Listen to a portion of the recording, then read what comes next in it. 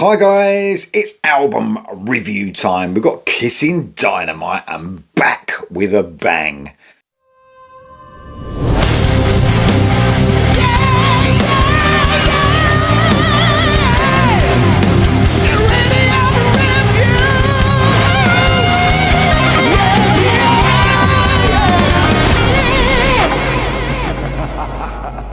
This is the latest album for this German melodic hard rock band. It was released on the 5th of July on Napalm Records.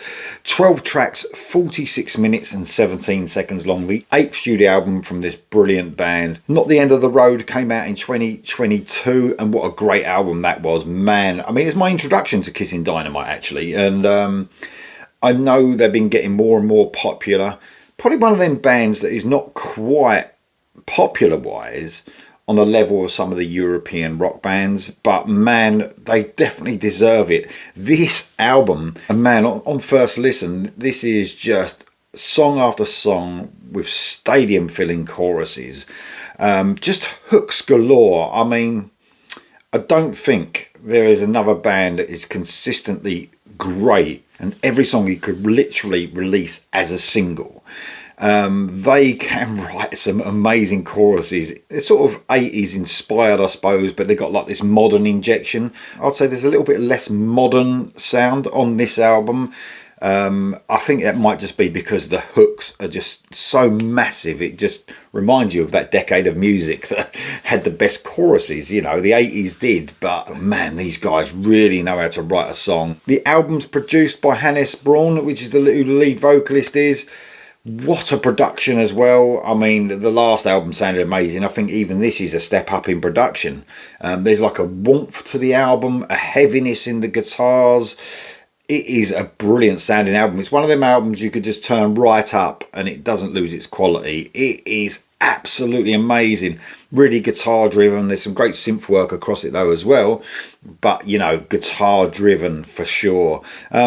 I don't know, it's for fans of, I was thinking about this, it's quite hard because it is very much, you know, sounds classic, but to pinpoint bands ain't that easy. It's sort of like American rock, I would say, you know, 80s American rock with a European traits scattered across it. Of course, they're from Germany, it's got that European trait scattered across it, but man, wow. I mean, I think Bon Jovi, classic Bon Jovi is probably a good start, but it's so much more than that as well. I think there's certain songs that give you that Bon Jovi feel. Man, they have absolutely knocked it out of the park on this one. This is a surefire, I think, on the top of many people's albums of the year list. Like I said, a band that sort of flies under the radar a little bit. They are getting more and more popular, but they deserve to be stadium fillers, these guys. They really do. So let me run you through the people in the band. You've got Hannes Braun on the vocals. Like I said, he produced the album as well. Really talented guy. I love his vocals. One, he stands out amongst the pack of so many great vocalists. He's got like a deeper tone, but he's got this sort of like attitude about him as well. I love his vocals. I always do say, you know, if you want to stand out amongst the crowd of bands in this genre especially, you've got to have a tone to your voice that's no other, and I think Hannes Braun has definitely got that. It's just unmistakable. I love his vocals. You've got Andy Braun and Jim Muller on the guitars. Wow, I mean, I said guitar driven. There's riffs galore. The melodies are amazing. There's some really cool, inventive solos. Remember a time when, you know, all them decades ago, I know I've mentioned the 80s a few times here, but man, when you thought the guitar solos were so cool, they were like a song in itself and so melodic and well thought out. These guys, it's just amazing. It really is. You got Stefan Hall on the bass and Sebastian Berg on the drums. Just a rhythm section stomping in this, and that production from Hannes Braun really portrays that, you know, puts it out up front there. You get stomp across this. There's the rhythm section so tight. I love everything about these guys. The whole band are really talented. I'm not sure who's doing the keys, the synths. These are the main people in the band, but there's quite a bit of synth work across this. Like I said, guitar driven, but in certain songs especially, the synth work, and it's just placed perfectly throughout. So I reckon, I mean, I always say on this channel, man, I love new music. I haven't got really time to go back because there's so much now. There's so much music now. It's all about new music for me. So what I've heard, I've only heard Not the End of the Road. I think I've heard glimpses of their other albums, but not really delved into them, like before the channel started. So out of the last two albums, this is a step up if there could be one, because that was a great album. Not the End of the Road was a brilliant album. But this is also a step up. It's more melodic. Every chorus is just banging. It is an absolute amazing album. It really is. And already I'm thinking, if this was last week or the week before, when it was June, I did my favourite albums of the last 6 months. This would have been in there. If it was released a week earlier, this would have been easily in those albums of the year so far for me.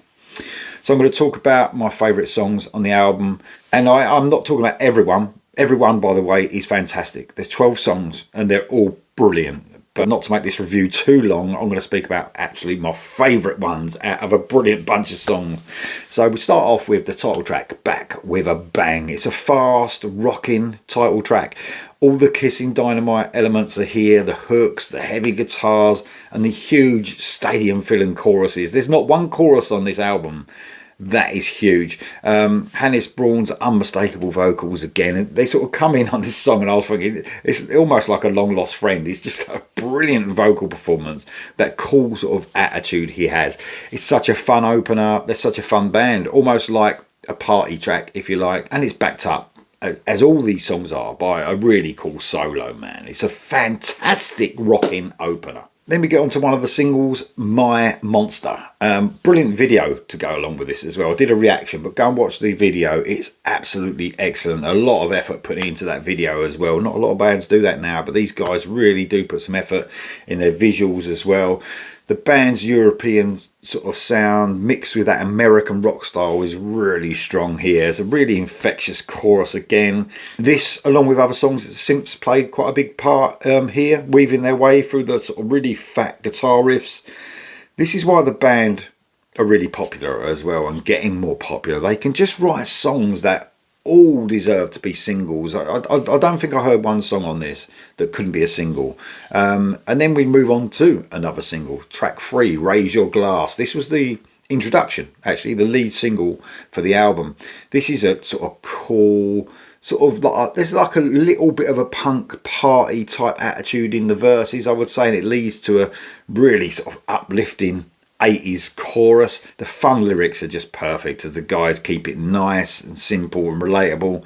It's music that everyone can appreciate. You can't help but smile as the band yet again produce a chorus that other bands would just kill for.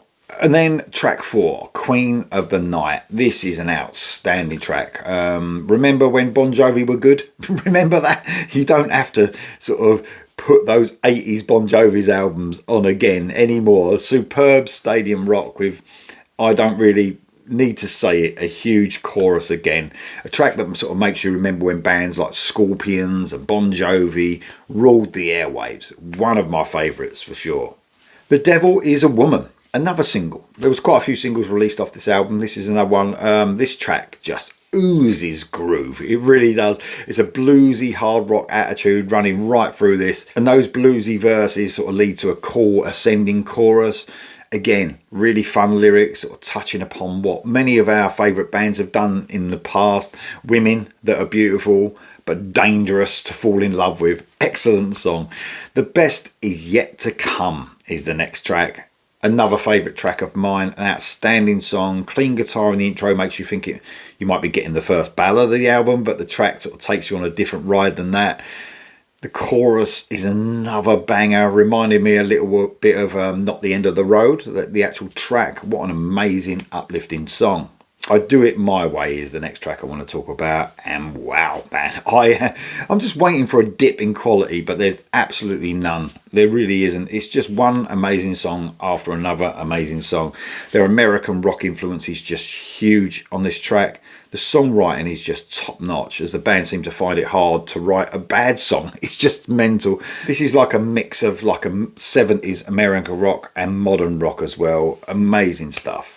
The next track I want to talk about is More Is More. This is like a medium to fast paced song. The band introduced a voice box to give us a bit of that Bon Jovi feel as well. But again, this is the Bon Jovi influence of 40 years ago, remember, not now. This isn't country, this is rock. This is rock and roll. Totally huge, massive chorus again. I'll probably sound like a stuck record talking about how big these choruses are. I think this is the album probably of the year so far with the biggest choruses, but it's just brilliant stuff, man. Then I want to talk about Learn to Fly. This isn't a Foo Fighters cover, in case you was worrying. Hannah Sprawn just sounds brilliant here, as the attitude he has in this vocal style is just unmistakable. A late 70s, early 80s American rock feel again is just running through this song. An absolute beast of a guitar solo just tops off another highlight of the album. And then I want to talk about the last track, Not a Wise Man. The album ends on an emotional note as the acoustic guitars are introduced on this last song. It has a slightly sort of folky feel, I would say, running through it. And it's the perfect closer after all the big, hard, rocking songs we've had for the rest of the album. What a song. What an album. What a band. A highlight of the year for sure for me, and will be guaranteed in my top albums of the year. Guys, I'm sure many of you have heard of Kissin Dynamite. Every single song that I've reacted to has got brilliant comments underneath. I know they're a popular band that are getting more and more popular. They deserve to be massive, this band do. It's the time for the band, I think, with this album. I think this is going to reach even more people and be even more popular, and I wish all the best of the band. They're absolutely excellent.